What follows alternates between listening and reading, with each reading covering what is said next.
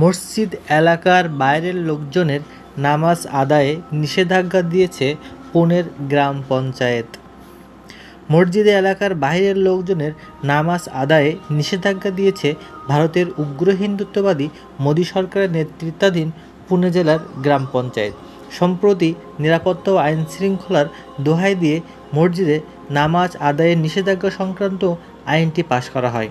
সংবাদ মাধ্যমের তথ্য অনুযায়ী আইনটির পাশে প্রথমে পুনে জেলার মুলশি তহসিলভুক্ত গ্রামগুলোর পঞ্চায়েতের সম্মিলিত বৈঠকে প্রস্তাবনা রাখা হয়। এতে পহেলগাঁওয়ের প্রশ্নবিদ্ধ সন্ত্রাসী হামলার প্রসঙ্গ টেনে গ্রামের নিরাপত্তা ও জোরদার ও আইনশৃঙ্খলা রক্ষার কারণ দেখিয়ে গ্রামের বাইরের মুসলমানদের স্থানীয় মসজিদে বিশেষত জুম্মার নামাজ আদায় করতে না দেওয়ার প্রস্তাব পেশ করা হয়। পরবর্তীতে এই প্রস্তাবনা পাশ হলে জনমনে ক্ষোভ ছড়িয়ে পড়ে। বিষয়টি অনলাইনে উঠে আসলে সেখানেও তীব্র সমালোচনার মুখে পড়ে। অমুসলিমদের মাঝেও দেখা যায় মিশ্র প্রতিক্রিয়া।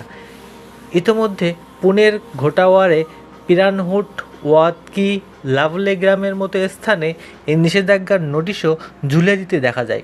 নোটিশে শুধুমাত্র স্থানীয়রাই এলাকার মসজিদে নামাজ আদায় করতে পারবে ও আইন শৃঙ্খলার সমস্যাকে এই সিদ্ধান্তের কারণ হিসেবে নোটিশে উল্লেখ করা হয়।